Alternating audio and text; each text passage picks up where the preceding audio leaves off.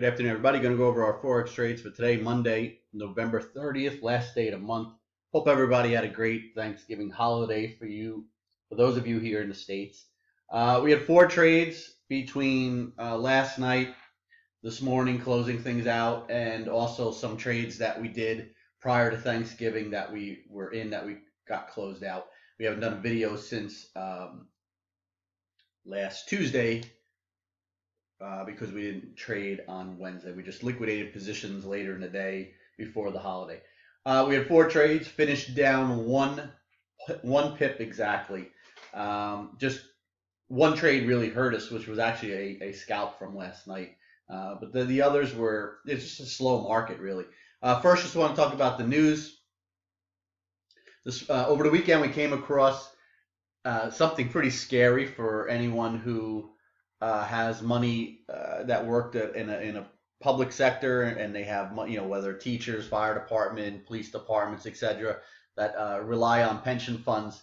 Came across an article stating the largest pension fund in the world, which happens to be in Japan, but I'm bringing it up because these managers of these pension funds may be doing the same thing here in the States.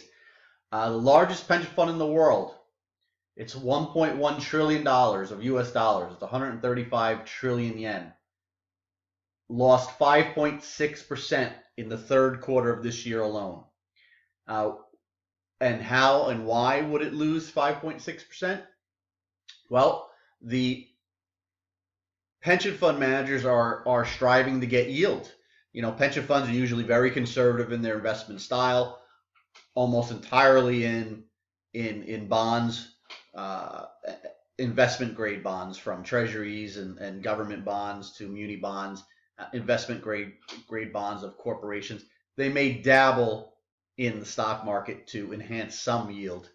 But with zero bound rates and these treasuries, muni bonds, and corporate bonds yielding so little, they're not going to be able to keep pace with the projections that they've given their retirees.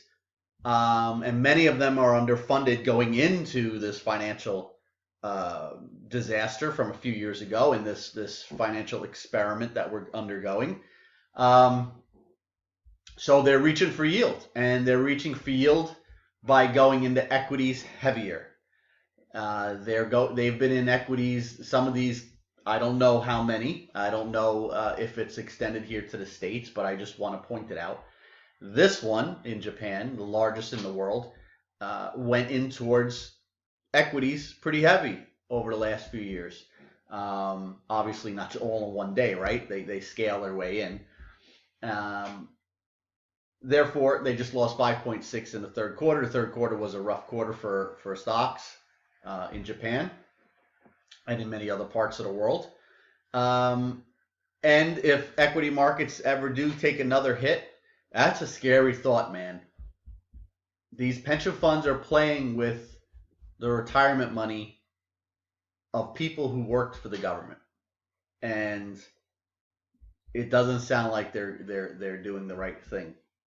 Equities can move, as you all know, much faster than bonds, and it could lead to something very disastrous. It could be a contagion that spreads around the world. Maybe they're doing it here in the States already. I don't know. Just wanted to point it out. Bank of America lowered fourth quarter GDP to 1.9% on weak personal spending and also weak core capital goods spending. Black Friday sales numbers came out. They were 10% below. They were 10% lower than last year's Black Friday's retail sales numbers. And that's after the stores and whatnot spent more on advertising than they did last year. So that's not good at all. Economic data came out. Chicago PMI contracted, came in at 48.7. Was supposed to come in over 50. Supposed to come in at 54. Anything over 50 shows a contraction. Some of the respondents in that survey said profits slumped as much as 10% in the past month. Not good at all. Pending home sales missed. came in terrible, came in at 0.2% versus an estimate of 1% growth. Year over year, only 2.1% compared to a 4.5% estimate. Terrible for housing. We've been saying it all along. I'm sure if you've been listening, we're so negative on housing, and this is just more proof, and we're going to be heading lower as well. Dallas Fed manufacturing came out, contracted for the 11th month in a row. Obviously, that's showing recession levels. So just some things we wanted to point out. Not very good data, economic data, and not very good news out there. Let's go over our 4 trades. First you're looking at here is pound US dollar. We had 2 of them here. We had a short of 1.50744, which we had 30% of our normal size. This was a scalp, which was last Tuesday, I believe this was. Covered 1.50648, picked up 9.6 pips. We had scaled out of it, so this is the average price. Size adjusted 2.8. And then last night we were short from 1.50286. Pieced some out, and then the rest we just threw a bit in there, and we got hit overnight while we were sleeping. Covered 1.50094 for 19.2 pips, or size adjusted 5.8. So not a bad trade there. Aussie dollar, this was also last week. We were long this 0.72419. This was a swing trade, which we had 10% of our normal size. We wanted to be out of any swing trades. We wanted to be out of everything before Thanksgiving. We ended up selling up here as it popped, 0.72704, picking up 28.5 pips, or size adjusted 2.8. And you can see what it did. As we sold, it just kept running. Came back, consolidated a little bit, and made another run higher. Traded as high as 72.80. Again, it's a swing trade. We only have 10%. Really not going to piece out. You know, our target was higher than this. Our target was closer to the figure of 73.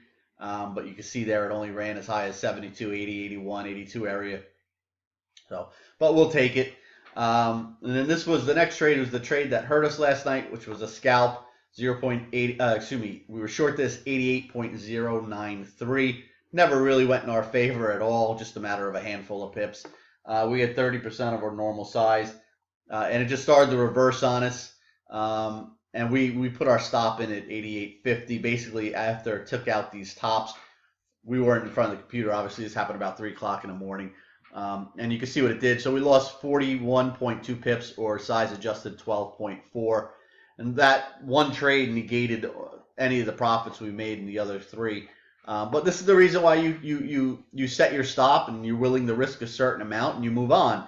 This is a perfect example, because you see here, it just kept running. If you set your stop and you say, oh, and it starts to move up, and you decide to, I'm going to risk more, and you're going to say, I'm going to risk up here because of these tops, and then as it's getting close there, you go, no, I'm going to risk even more because I still think it's going to reverse. This is the way you get really hammered. So before you enter a trade, you know what you're willing to risk. If it stops you out, it stops you out, and you move on. Very simple. Don't complicate things. And again, like I said, this is a prime example on why not to change your style or what you're willing to risk, because before you know it, you're risking a lot more than you'd want to. Sure, sometimes it could come up, stop you out, reverse, and it could turn into a profitable trade. So be it. Those things happen. But if this happens to you, this is how you get pinched, and you really lose a lot of money. So know what you're willing to risk before you enter a trade, and move on. It's like your cost of admission to a show at the theater, right? You're willing to risk X amount of money to go see that show. If it's a good show, great. If it's a bad show, well, oh well. You spent the money. You had a nice night out anyway. All right, guys. So that's it. We're going to wrap it up. Like I said, 4 trades, lost 1 pip. So if you're still trading now, good luck. If any signals come out, they'll be coming your way. And we'll be back tomorrow as soon as we get some action tonight and tomorrow morning. Have a great rest of your day.